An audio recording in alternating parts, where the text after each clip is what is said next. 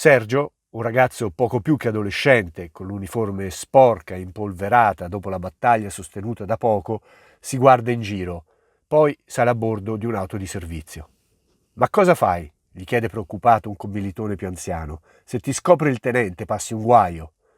«Lo so, ma voglio andare ad Agedabi a cercare un po' d'acqua». «Toh, prendi un po' della mia», gli risponde allungandogli la borraccia. «No, no, ma non per bere, voglio lavarmi». Sergio accende il motore, si guarda in giro di nuovo e parte, scomparendo in una nuvola di polvere. Arrivato nei pressi della città, l'attenzione di Sergio è attirata da un rumore.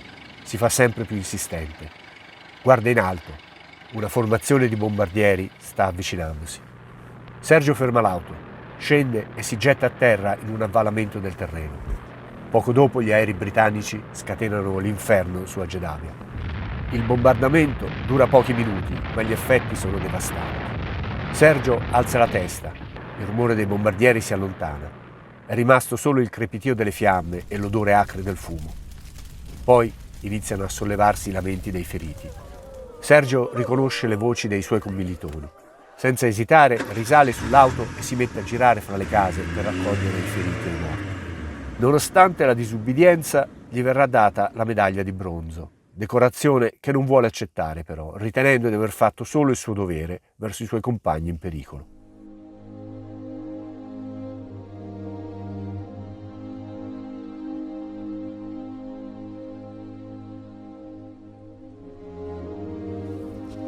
Ma chi è stato Sergio Bresciani?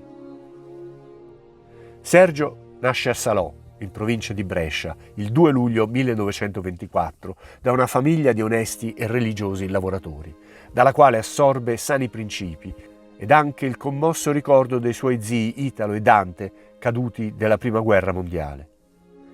Vivace, irrequieto, desideroso di esplorare, curioso e pieno di iniziative ed energie, non ama particolarmente la scuola. È consumato da quel suo amor patrio che ha assorbito nella sua educazione. Ha un'attrazione per le adunate, per la vita militare, per le medaglie e per le uniformi. All'età di 15 anni viene assunto come operaio dall'industria siderurgica Falck, presso lo stabilimento di Vorbano, ma non è esattamente quello che sogna. Siamo ora nel 1939. In Europa soffiano venti di guerra. Il 10 giugno dell'anno seguente l'Italia entra nel conflitto. È in questo periodo che i valori con i quali è cresciuto Sergio, Dio, patria, famiglia, trovano una loro concretizzazione. Sergio sente di dover fare la sua parte per la patria come soldato al fronte, come un uomo vero.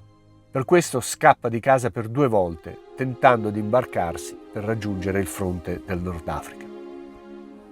Entrambe le volte i carabinieri lo recuperano, la prima volta a Milano e la seconda a Genova, e lo riaffidano alla famiglia.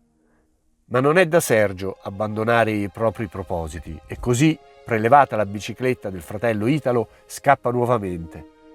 Vende la bicicletta, recuperando così i soldi necessari per il biglietto del treno, ed arriva a Napoli per imbarcarsi su qualche piroscafo in partenza per l'Africa.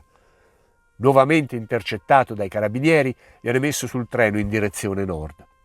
Ma a Roma scende, torna a Napoli, si imbarca clandestinamente e arriva a Tripoli. Giunto quindi in Libia, Sergio prosegue per il fronte, arrivando alle retrovie, e da qui avvisa i genitori con una lettera. Cari genitori, questa volta ho raggiunto il mio scopo. Sono arrivato a Tripoli. Ora mi trovo in federazione a fare il piantone. Sono molto contento. Il vice federale e l'ispettore mi trattano molto bene e mi hanno promesso che mi faranno partire con il primo battaglione diretto al fronte. Sergio giunge in Africa proprio quando si sta preparando la prima controffensiva italo-tedesca, che eliminerà le forze inglesi dalla Sirte e difenderà Bengasi, Derna, Tobruk, Sidi el Barrani. Sergio dunque arriva al suo reparto, il 3° Reggimento Artiglieria Celere, al comando del colonnello Ruggero Ledarchi, della divisione di fanteria Pavia del 10° Corpo d'Armata. In questo contesto, egli partecipa alle azioni del suo reparto in difesa di Tobruk, alle battaglie sul fronte di Sollum e compie i 17 anni in un clima di guerra, tra esplosioni, sparatorie, combattimenti in cui muoiono tanti suoi commilitoni.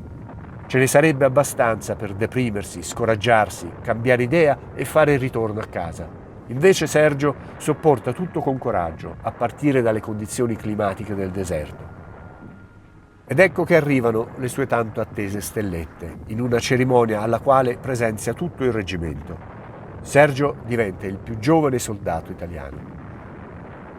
Da una sua lettera spedita alla famiglia traspare tutto il suo orgoglio e anche il suo grande entusiasmo. Oggi è venuto da noi il cappellano, accompagnato dal mio signor capitano. Dopo un breve discorsetto, il cappellano mi ha abbracciato e mi ha consegnato le stellette. Da quel momento ero regolarmente volontario. Non potete immaginare la mia gioia e la mia felicità. È stato questo il giorno più bello della mia vita da soldato. Il giovane soldato Sergio Bresciani ben presto mostra di essere risoluto, deciso, coraggioso, come risulta evidente dalla lettera alla sorella Yvonne del 26 marzo 1942, in cui racconta l'episodio citato in apertura del video. E dopo pochi giorni scrive ai genitori di essere stato proposto tanto per la medaglia d'argento al valor militare quanto per la croce di ferro di seconda classe e di attendere le motivazioni e la consegna ufficiale delle decorazioni. È nel corso della seconda battaglia di El Alamein, che iniziò il 31 agosto e terminò fra il 5 ed il 6 settembre, che Sergio Bresciani vive i suoi ultimi giorni di vita. Partecipa con grande determinazione alle azioni del proprio reparto, riuscendo anche per qualche giorno a farsi assegnare ad un reparto carrista con compiti di servente. Il 2 settembre, durante un bombardamento inglese, viene investito da sassi e terra a causa di un'esplosione e cade colpito da una pietra al petto. Sergio si rialza e continua il combattimento. 2 giorni dopo, il 4 settembre, mentre con un autocarro si spostava con alcuni compagni verso una nuova posizione, il mezzo entra inavvertitamente in un campo minato inglese e la ruota anteriore schiaccia una mina a pressione. L'esplosione è violenta e gli trancia di netto una gamba. Subito soccorso, vengono attivate cure e attenzioni volte a salvarlo, ma la perdita copiosa di sangue e le conseguenze del gravissimo trauma non lasciano speranza ad un consapevole Sergio, che senza un lamento si spegne presso la 53esima sezione di sanità della divisione Folgore. Il suo ultimo gesto, secondo la testimonianza dell'artigliere Carlucci che lo assiste, è quello di rendere il binocolo che porta al collo al suo capitano Amatucci, esprimendo queste parole: «Di al signor tenente che mi scusi se ho commesso qualche mancanza». Rendendosi conto di essere alla fine, consegna ai commilitoni presenti il desiderio di inoltrare un ultimo saluto alla sua famiglia e si spegne serenamente dopo aver ricevuto l'estrema unzione dal cappellano militare, lasciando in tutti i compagni una grande commozione. A Sergio verrà riconosciuta la medaglia d'oro al valor militare e questa è la motivazione. Colpito dallo scoppio di una mina che gli recideva una gamba, sopportava con stoica fermezza la medicazione e, prossimo alla fine, pronunziava stupende parole di amor patrio, rammaricandosi di doversi separare dal reparto e dai compagni. Splendida figura di eroe fanciullo, simbolo purissimo della virtù della gente d'Italia. Il corpo di Sergio viene provvisoriamente sepolto al chilometro 41,5 della pista rossa che collega la costa alla depressione del Cattara. Poi, insieme ai tanti militi recuperati da Paolo Caccia Dominioni, è stato portato al Sacrario Militare Italiano di El Alamein. A Salò, in piazza Sergio Bresciani, è ubicato un monumento con iscritte le seguenti parole: Sergio Bresciani, volontario artigliere, medaglia d'oro al valor militare. E questa è la storia di Sergio Bresciani, un'altra di quelle storie che non vengono raccontate nelle scuole, che non vengono raccontate da nessuna parte.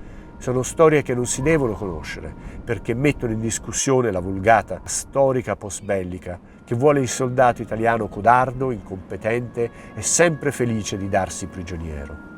Quella di Sergio è stata un'altra testimonianza del contrario, un ragazzo soldato che ha barattato la sua giovane vita per la gloria.